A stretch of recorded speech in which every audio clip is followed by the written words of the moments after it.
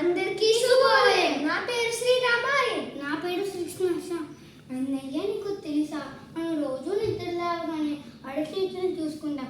దానితో పాటు ఒక శ్లోకం కూడా చెప్పుకుంటాం. నీకు చెప్పనా? చెప్పు.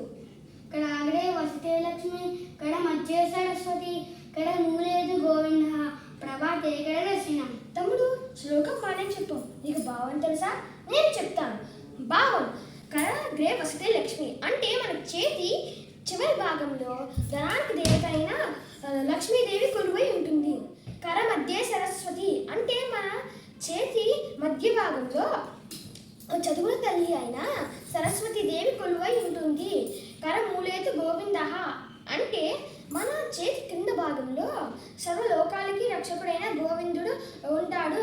పొద్దున లేవగానే మన అరిచేతిని చూసుకుంటూ ఈ శ్లోకం చదువుకోవడం వలన దైవ దర్శన కలుగుతుంది.